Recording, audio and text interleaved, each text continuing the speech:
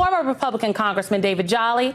Meredith McGraw is also with us. She's a senior political correspondent for Politico. And Roland Martin of the Roland Martin Unfiltered Digital Show is also here. Welcome to you all. Okay, I want to jump right into it. I want you all to hear this sound from Capitol Police Officer Harry Dunn, who defended the Capitol on January 6th.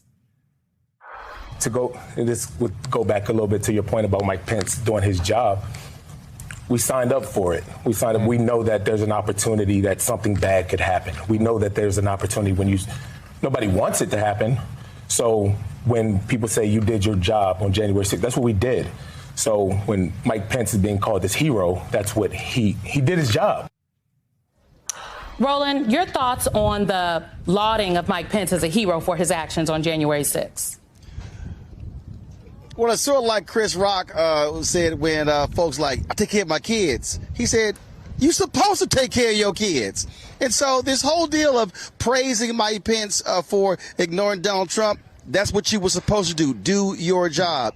But let's also remember, he did not call the FBI when they came in with this coup plan. He called Dan Quayle to get his advice on it.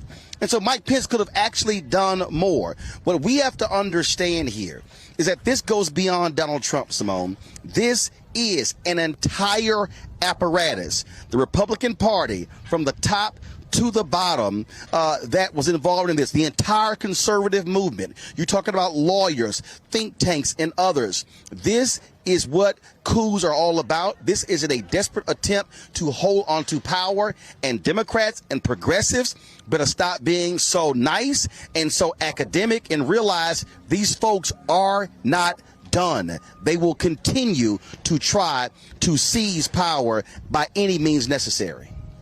You know, Meredith, Roland makes an important point. It's a point that I've made. The threat to democracy is ongoing here. The former president of the United States, Donald Trump, has not stopped talking about Mike Pence, pressuring him, talking about him in a negative way. You have some new reporting on this. Tell us more. Well, I just came back this morning from Nashville, where I was covering the Faith and Freedom Coalition convention there. This is an annual gathering of conservative evangelical Christians who are politically involved, and it often attracts 2024 presidential hopefuls, big headline Republican names. And this year, former President Donald Trump was the keynote speaker. And in his speech, he continued to talk about the 2020 election, and he attacked Vice President Mike Pence, who he said did not have the courage to act that day, and really spent a good portion of his speech there to what in the past really would have been a sympathetic crowd for Pence. He spent it attacking Pence and talking about that day. And meanwhile, Pence declined an invitation to show there. I think from what you guys were talking about, there are a lot of people who are asking for Pence to speak out more. We heard from some of his advisors in the January 6th hearings, but Pence is not going to be testifying. And in fact, when he's been out and made public appearances, he's really shied away from talking about all of that. He has said that he did his constitutional duty, but for the most part, is really focused on the 2022 midterms. And I think for some people, it's been disappointing that he hasn't gone after Trump more. I mean, I will reserve my thoughts. Y'all heard my comments at the top of the show. The committee also talked about this week. No guts. No guts. I mean, it is appalling because this was, in fact, an attack on our democracy. It wasn't an attack on one political party.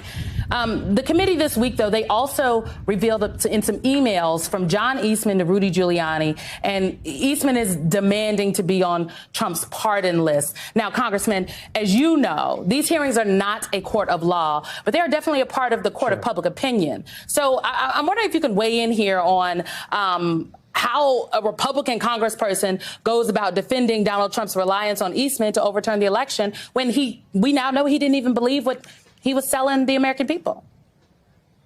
Because much like Mike Pence, the whole lot of them are guilty. All of them are. They're all willing to go along with this very dangerous person in leadership of the party and for 4 years of leadership of the country for their own interests, their own elevation, their own political advancement, whatever it might be. And I think that's the thread here from Mike Pence to members of Congress to today Kevin McCarthy and Mitch McConnell.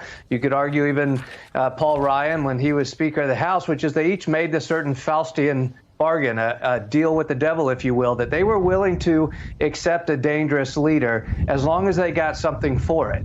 And so Mike Pence should not be lauded for simply doing his job. The heroes that day were the men and women in wearing the blue uniforms and the law enforcement officers who were trying to protect the modern cradle of democracy, and instead recognize that Mike Pence knew a dangerous man was in office for 4 years and did nothing about it. Same is true for Kevin McCarthy and Mitch McConnell and Paul Ryan and every Republican member of Congress right now. They knew there was a dangerous member of Congress, a dangerous president in office for 4 years, and they did nothing about it. That is their very sad and indicting legacy. We're going to get into more of this after the break because Simone. Go ahead, Roland. Go ahead. I got a little time. Come on now. Let's talk about it. Okay. We're going to get into it after the break, but you want to talk about Mike Pence and these Republicans. Go ahead. Ooh. Come on. No, I want to talk about these fake Christians. I want to talk about these fake conservative Christians, these fake conservative white Christians. I'm here at the Poor People's Campaign with their Moral Assembly. And how you, Ralph Reed, with a Faith and Freedom Coalition, and you allow a man to lie in front of you. Is that a Christian principle? Is that a principle of Jesus? Did the poor even come up at that gathering there? This is the fundamental problem that we have in this country, where we have white conservative evangelicals. And look, my wife is an ordained minister. I'm a Christian, and these folks will accept lies. And so they are hypocritical Christians, and I'm sick and tired of them providing a moral perspective when they will knowingly accept immorality from an immoral leader like Donald Trump and the rest of them. They are hypocrites, and they should be called on it, and they are fake Christians as far as I'm concerned.